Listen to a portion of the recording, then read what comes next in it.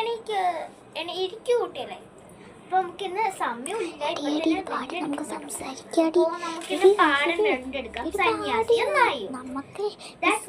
അതായത് ഒരു കൊടുങ്കാട്ടിൽ ഒരു സന്യാസി സ്റ്റോറി പറഞ്ഞിരിക്കാം.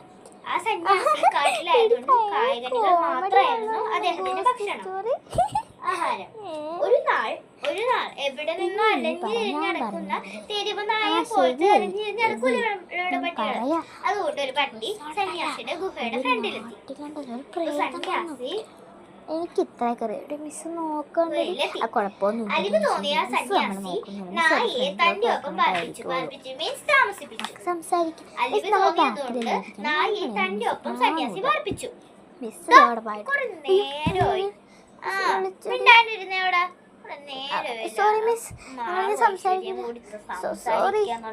എന്താണ് സംസാരിച്ചിരിക്കാതെ ഞങ്ങളോടും കൂടി പറയാൻ ചിരിക്കണ്ടേ? ഞങ്ങളൊന്നുമില്ല. ഭയങ്കര സംസാരം. ഞാൻ കുറെ നേരമായിട്ട് അങ്ങോട്ട് ശ്രദ്ധിക്കാൻ തുടങ്ങിയത്. ഒട്ട് തല്ലും അങ്ങോട്ട് പിച്ചും ചിരി.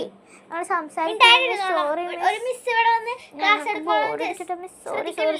വന്നപ്പോ തൊട്ട് തുടങ്ങി നല്ലൊരു ഗുഡ് മോർണിംഗ് ഇല്ല.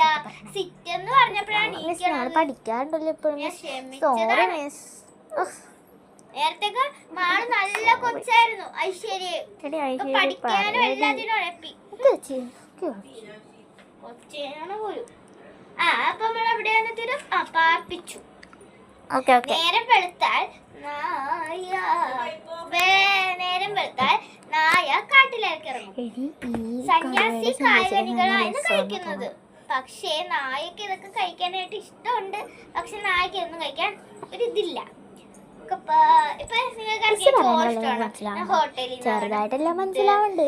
ബിരിയാണി അങ്ങനത്തെയൊക്കെ ഉള്ളതല്ലേ ഇഷ്ടം. അതുകൊണ്ട് തന്നെ ഒരു കഥയെന്ന് മനസ്സിലായി സന്യാസിനായുടെ. പിന്നെ വൈകുന്നേരമായിരിക്കും തിരിച്ചെത്തണത്. ഇപ്പൊ നിങ്ങൾ രാവിലെ കളിക്കാൻ പോയിട്ടുണ്ടെങ്കിൽ പിന്നെ കളിച്ച് രസിച്ച് വൈകുന്നേരമായിരിക്കും തിരിച്ചെത്തണത്. അതുകൊണ്ട് നായയും വൈകുന്നേരമായിരിക്കും തിരിച്ചെത്തുന്നത്.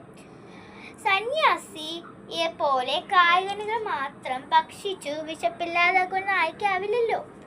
സന്യാസി പോലെ കായ്കനികൾ ഇങ്ങനെ പട്ടിക്ക് ഇങ്ങനെ ഇറച്ചി, കോഴി, പന്നി അതൊക്കെ വേണ്ടേ. അതുകൊണ്ട് നേരം വെളുത്താൽ നായ ഇങ്ങനെ കാട്ടിലേക്ക് വരും. ബാക്കി രസം നമ്മൾ പിന്നെ ഈ